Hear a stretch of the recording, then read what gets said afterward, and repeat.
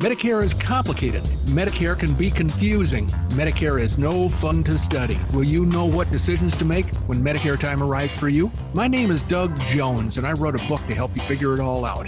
Medicare for the Lazy Man. It's on sale at Amazon and BarnesandNoble.com. Also, you can download and listen to my podcast, Medicare for the Lazy Man, wherever fine podcasts are given away free of charge. Medicare for the Lazy Man, simplest and easiest guide ever. Are you interested in Medicare? Well, too bad, because here comes the Medicare for the Lazy Man podcast. A podcast that wishes it had a twin podcast to play with. As a child, he tried to build a snowman out of rain. Medicare expert, Doug Jones.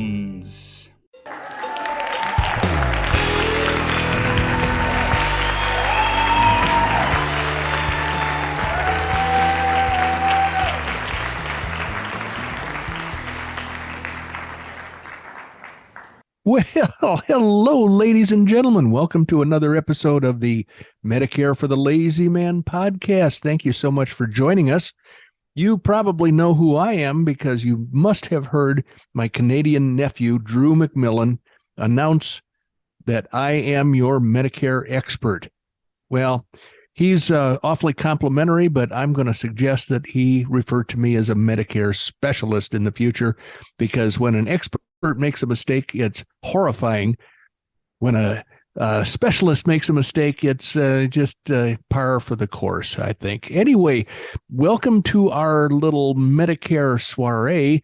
We are here to help you feel more confident about the transition that you may have coming up with actual Medicare. And a lot of people are concerned and confused and trepidatious about what's likely to happen or what they have to do in order to stay legal and to stay on the right side of the regulations and everything. So I offer my book, Medicare for the Lazy Man 2023, as the solution for some of that trepidation and concern. If you go to BarnesandNoble.com or Amazon.com, you're going to find that if you put Medicare for the Lazy Man 2023 into the search window, you will be offered up a copy of my book for 2023. Don't forget those numbers now. And in Amazon, in the Amazon sales space, you'll have all kinds of choices. You'll be able to have a Kindle ebook at a very reasonable price. You'll be able to get the very popular paperback edition. You'll be able to purchase the Audible edition if you like these dulcet tones and if you want to hear the whole book read to you, including turning the pages and basically learning the material for you, or the magnificently crafted hardcover book. It's a little on the pricey side, but it is certainly worthwhile if you have space for on your shelf, or space for a keepsake of very high quality. Then that would be the episode or the edition I would suggest, is the hardcover Medicare for the Lazy Man 2023. So you goes to Amazon and you takes your pick, and you wind up with the knowledge that most people are going to need to cross over into Medicare. And you also wind up with my contact information if you would like me to help you purchase the ancillary coverages that make Medicare an excellent protection against high medical bills. Well, I have big news for my compadre sitting across the screen from me. Today, I believe, is going to be Randy Carson Day. He doesn't know that yet. Well, now he does. He's very surprised about that. But Randy, congratulations on having your own day on the Medicare for the Lazy Man podcast. Well, that's great. I didn't realize it, but that's really cool. Well, I just curated. Actually, I had curated for me a few of the things that you and I have been talking about. And I found them all in one stack. And I thought, well, why not celebrate the existence of Randy Carson? Cool. So, well, I'm looking for. I noticed on the show notes a topic that I'm interested in. I don't know why, other than the fact that, as you know, I was sitting in a pub having a beer, and this particular topic kept getting dropped into my ears over the TV, and for some reason, as you know, it perked up my attention. Well, it did. We had a lengthy conversation about it because you wanted me to do your research, and I did do your research, and then I discovered a connection that people might be interested in as it relates to Medicare. And so you actually brought up a subject, and it turned out to be, I think, worthy of sharing with the audience. And this was the other one, other than how to paint your own car. Yes, it's not that, step one, get a broom. Step two, get a bucket of paint. Nope, that's not related to that at all. I don't think the Medicare audience is interested in how to paint your own car, but they might be interested in this about whether ambulance travel is covered. So that's just a little hint as to what it's going to be about. And then we're going to have another Randy Carson related subject about AI. Yes. Cool. So I love it. I love it. And then, of course, okay, now let me ask you a question. Can you hear that? You can't hear that. All right. That is my telephone telling me that I had a text from a neighbor. It didn't really matter who the text was from. It is the most obnoxious. Have you ever been on a submarine when the enemy is within sight and they have the alarm, dive, dive, dive? Dive. Yes. Well, that's what my phone does, thanks to my podcast content curator. She picked out a sound because she thought I was going deaf and unable to hear, dainty little tones when I get a phone call or something like that. And so now this thing is the scariest, most obnoxious thing. Every time we're sitting around with friends playing cards or having a few cocktails, if the phone starts making that noise, it's completely frightening to the other people. But you couldn't hear a thing.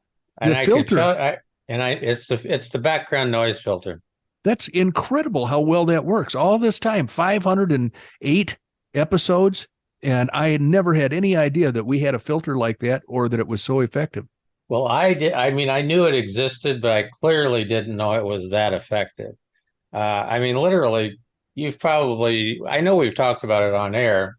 You've got these funky little timer cubes. Yeah. And these are going to be great. Okay. And I'm going, I don't hear anything, Doug. What's our problem? No, are you sure you got it turned on, Doug? Yeah. No. I can't hear anything, Doug. Well, if you didn't hear this thing, which is the loudest, most obnoxious noise that an iPhone is able to make, then there is no reason to expect us to ever get our goofing around time under control on future podcast episodes. I mean, we start yakking and jaw-jacking, and I'm telling okey-arky stories, and you're telling me historical facts. Then you're asking me a Medicare question, which, by the way, let's not forget to do that this episode. Well, yeah, I've got one off of the curated list, and then obviously you've got the one that I picked up in a bar. Yes. And you never know where you're going to hear about Medicare, but I never thought I was going to be in a bar. Well, my advice is keep hanging around in bars because only good things happen. Absolutely. Well, I am going to go ahead and mute myself out because I think you've got some important stuff to do, don't you, sir? I do. So let me come back in time to ask that question, the question of the day, towards the end of the podcast episode. Okay, what we have here is the result of some innocent advertising that Randy overheard, and it kept mentioning Medicare, or medical, or something. He had probably had a couple of stouts by then, a couple of pints of Guinness, and he may or may not have heard what he thought he heard, but he asked me to, he said, I think this might be related to Medicare. And I said, I'll take it from here.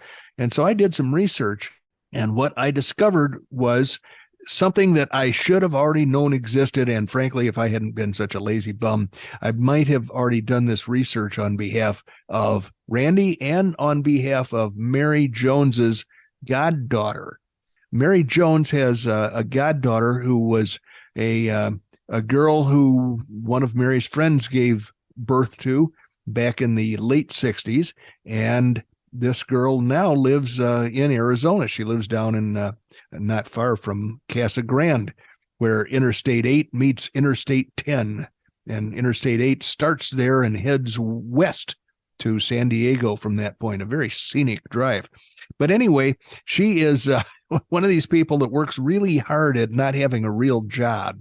And she has had an interesting series of careers. She used to be a school marm at a junior college in Illinois. And because I owned a ski hill with a bunch of other partners, once a year, she would ask me to come in and do a little presentation and answer questions for her class. It was a business class. And so the kids in this class were always interested. And so once a semester, I would be the resident expert and I would answer questions. And it was always kind of fun to do that. Well, I had heard recently that she was selling a service that would medevac you if you needed emergency travel from wherever you were stuck or hurt to a place that could help you out, mostly by helicopter. I don't know what it costs, but it's like a subscription service or an insurance policy. You would buy this service and theoretically pay, I guess, a monthly or an annual premium for it. And you may never need it, but you might need it. And their sales pitch is that, boy, if you do need it and you don't have their insurance to purchase that air transport service, that you're going to be up the creek without a paddle. And so I thought, well, that's kind of like, that's a very long shot, shall we say. I don't see the value of that service for most people, but she's out flogging that service to her friends and neighbors. And so I then heard from Randy that he was sitting at at Brissom's, as I recall, and he heard an advertisement or repeated maybe a story that was purports to represent an outfit called MESA MTS. And the MTS stands for Medical Transport Solutions. And it took me a while to figure out what the MESA was. We were laughing about this the other day because the U.S. government almost called the Medicare oversight department MAMA. And so MAMA and MESA, two words that would have entered our vocabulary. Medical Air Service Association. So Medical Air Service Association, Medical Transport Solutions.com. It's MESAMTS.com. And if you want to purchase an insurance policy against the cost of being medevaced from wherever you are to the closest hospital, then that's where you go. MESAMTS.com. Anyway, so that led me to wondering about how Medicare treats ambulance services and more broadly the need for transport. If you get hurt or if you have a grabber and you're out in the Kalahari Desert or someplace, well, it's not going to pay there because you are outside the United States. But let's say you're in the Sonoran Desert wandering around and you have a stroke or something, then what happens with the charges that are incurred to save you, to get you to a hospital? So I went to Medicare.gov and I put in ambulance, and I found that there is a whole little section about how ambulance services are treated. And it says on Medicare.gov, Medicare Part B, which is for outpatient expenses, that covers ground ambulance transportation when traveling in any other vehicle could endanger your health and you need medically necessary services from either a hospital or a critical access hospital or a rural emergency hospital or a skilled nursing facility. So they're going to pay for the ambulance service to get you to one of these places if you need to be in an ambulance to save your health, rather than traveling, say, in an airport limousine or something like that. Medicare may pay for emergency ambulance transportation in an airplane or a helicopter if you need immediate and rapid transport that ground transportation can't provide. And now when they say Medicare may pay for that, it sounds like you might have to talk them into it. or demonstrate that it was absolutely essential that you be medevaced in a helicopter or an airplane from where you were to where you get the treatment. But it says that it's not closing the door on payment for that service. In some cases, Medicare may pay for limited, medically necessary, non-emergency ambulance transportation if you have a written order from your doctor stating that the transportation is medically necessary. For example, someone with end-stage renal disease may need medically necessary ambulance transport to a kidney dialysis facility. So, now it says, how would you pay for it? What are your costs under original Medicare? Well, after you meet the Part B deductible, which is $226 per year in this year of 2023, then you would be responsible for 20% of the Medicare approved amount. And then there's a little informational box here. Your doctor or other healthcare provider may recommend you get services more often than Medicare covers, or they may recommend services that Medicare doesn't cover. If this happens, you may have to pay some or all of the costs. Ask questions so that you understand why your doctor is recommending certain services and if or how much Medicare will pay for them. Generally speaking, the doctors or their staffs know whether Medicare is going to cover their services and how much Medicare will allow for their services. To find out how much your test, item, or service will cost, talk to your doctor or your healthcare provider. The specific amount you owe may depend on several things, like other insurance you may have, how much your doctor charges, and whether your doctor accepts assignment, the type of facility, and where you will get your test, item. I think they screwed up here. It should be the type of facility where you get your test, item, or service. Should have been one item, not two things. Things to know. Medicare will only cover ambulance services to the nearest appropriate medical facility that's able to give you the care you need. The ambulance company must give you an advance beneficiary notice of non-coverage, ABN, when both of these following things apply. Number one, you got the ambulance services in a non-emergency situation. And number two, the ambulance company believes that Medicare may not pay for your specific ambulance service. If those two things apply, the ambulance company has to give you an ABN, an advanced beneficiary notice of non-coverage. You may now be affected by the Medicare demonstration program if you get scheduled non-emergency ambulance transportation for 3 or more round trips in a 10-day period, or at least once a week for 3 weeks or more, and you get this transportation from any ambulance company nationwide. So the statement there was, you may now be affected by a Medicare demonstration program. So I didn't know what that meant. So under this demonstration, your ambulance company may send a request for prior authorization to Medicare before your 4th round trip in a 30-day period. They'll do this so that you and the company will know earlier in the process if Medicare is likely to cover your services. If your prior authorization your prior authorization request isn't approved and you continue getting these services, Medicare will deny the claim and the ambulance company may bill you for all the charges. Either you or the ambulance company may request prior authorization for these scheduled non-emergency ambulance services.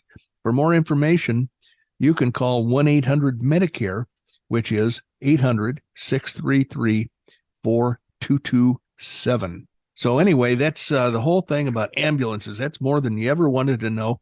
I'm sure that nobody is planning to have an emergency ambulance transport or even a helicopter or medevac.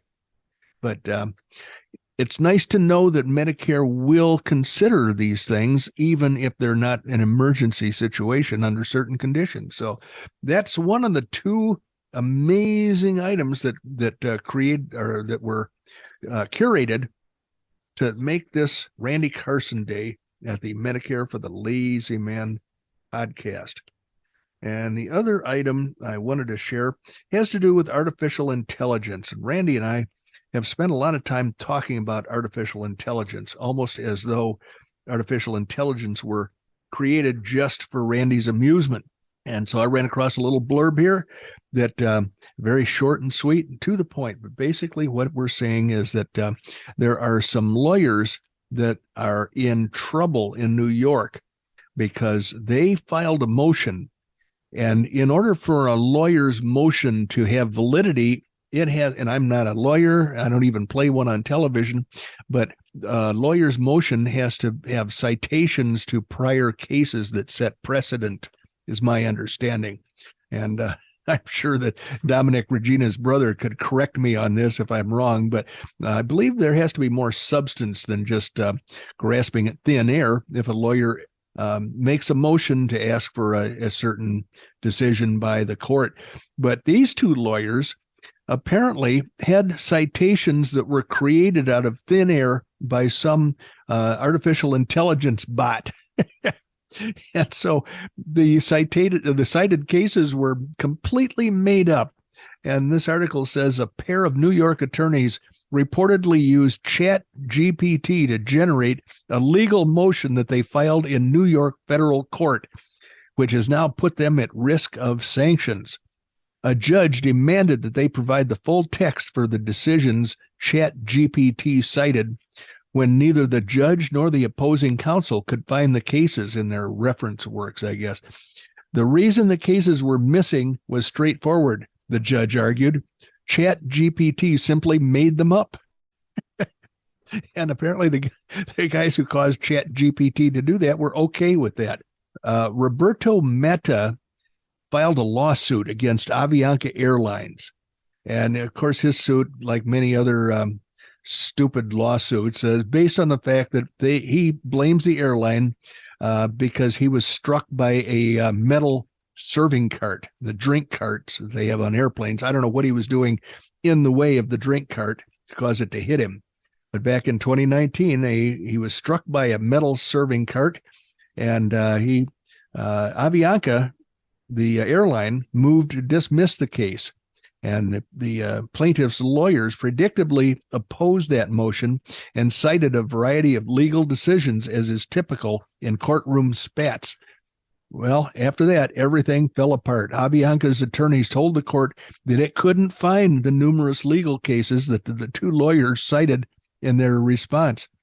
Federal Judge Castell demanded that one of the lawyers provide copies of the 9 judicial decisions. Geez, they kind of went overboard here. It seems like they could have used 1 or 2 decisions, but no, they had to create 9 fake cases in their artificial intelligence bot to support their motion that the case be dismissed. 9 cases.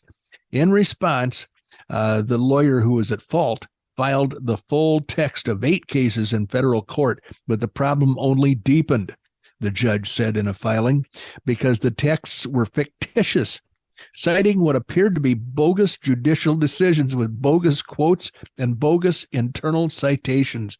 Now, I could go on and on about this. This is pretty funny that these lawyers decided to win a case based on made-up poop, and the tool they chose to make up the poop was ChatGPT. Randy and I have been talking about the various people's opinions and fears about artificial intelligence. He has friends who are scared to death that artificial intelligence is going to destroy the earth, and he poo-poos that. He says that it's got to have, if artificial intelligence is really going to be dangerous, there has to be some input by evildoers to allow it to be dangerous or to do dangerous things, if I'm interpreting Randy's opinion correctly. And it occurred to me that probably a parallel situation occurred about 23 years ago when everybody in the world was frightened to death that the world was going to come to an end at Y2K. And it was one of these things where I poo-pooed it as I poo-pooed the COVID virus panic and many other things that everybody else is all upset about. But nothing bad happened at Y2K. Randy says that there was some preparation that allowed disaster to be averted, but in most instances there would have been no disasters anyway, and all the hysteria was based on nothing. So I just thought it was interesting that now we have a use of artificial intelligence by a couple of douchebag lawyers that is kind of inventive, but certainly not on the up and up. So how did you like Randy Carson Day at the Medicare for the Lazy Man I liked podcast? it. Well, I've good. never had a Randy Carson Day anywhere to do anything. Yeah, it's been 500 episodes, so I wouldn't hold your breath. So I really enjoyed that reference to Chat GPT and AI helping these attorneys get themselves deeper in trouble than they were before. Yeah. Well, that's It's what nice I that they told got you. caught. AI can do things a lot quicker than you can, and they dug their hole a lot deeper very quickly. Yeah, that'll show them. But on the other hand, if AI improves to the extent that we think it may over the next few years, those guys could be ruling the earth unless they get locked up in jail for, contempt of court. I used to have a professor back in college when when I was taking information technology, and his favorite expression was, "Computers are extremely fast, but they're dumber than a brick." It's just that they can be dumber than a brick very quickly. Right. If they're properly instructed, meaning if they have code written accurately and properly, then they could be less dumb. Right? Right. Am I correct about that? Right. Yeah, I read another article last night about how the world's going to end if AI is. And I agree. I agree that it needs to be controlled and it needs to be monitored. But we're not looking for. I mean, there's not going to be an army full of AI-driven robots, marching down the street. Hell, we've already got that. I mean, we've got the Medicare Advantage people. Yes, we do. For God's sakes, we've already got the zombies marching down the street. I forgot all about them. You're absolutely correct. They're driven by forces that we don't understand that could take over the world. But it's nice to know these two lawyers are winding up in deep doo-doo, and I'd like to see them disbarred, if not doing some serious jail time. Yeah, hey, I agree. You probably have a Medicare question for the expert, shall we? I do. I do. So this is a real question that was curated for us by your curator. And I don't think this is going to take you too long to answer, but I'm going to ask it anyway. All righty. Fire away. The question is, how much does Medicare cost? Oh, boy. There's an open-ended question for you. Medicare itself, the government-provided Medicare, consists of two parts. If you are a good American and you've been working for longer than 10 quarters or 40 years, 10 years, 40 quarters, you will have Part A paid for in full. If Part B, when you enroll in Part B, I'm watching a neighbor drive very slowly past my house. It's like they think I owe them money and they're hoping to collect. Anyway, so Part A is going to be cost-free for most people who have been working and paying taxes into the system. Part B has a monthly premium cost, and this year that monthly premium cost is $164.90 per month. Now, the cost can vary. If you're really, really poor, you might be able to go on Medicaid, and Medicaid will pay that cost or some portion of it. If you're very successful, then you will probably fall into the IRMA success penalty category, in which the feds will add a monthly penalty amount to your monthly premium of $164.90. And those amounts are codified based on your tax return from 2 years ago. So if you made, let's say you filed jointly and you made more than $194,000 2 years ago, as calculated on the line that calls for modified adjusted gross income on your return, then they're going to add some penalty amount to your monthly premium. If you made a bunch more than that, then you move into the next bracket. And I think there are like 4 brackets. There is a ceiling as to how much they can charge you, but what is the cost of Medicare? It depends to some extent on your income.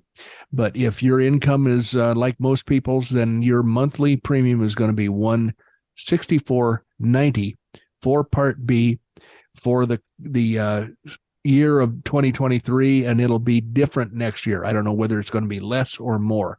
Last year, it was more, and they actually lowered it. So they'll probably kick it up next year. Was that a sufficient answer? Was that a thorough enough answer? Yes, it absolutely was. Okay, and good. I always enjoy hearing you answer those questions because there's always some little nuance of every answer that I have forgotten along the way.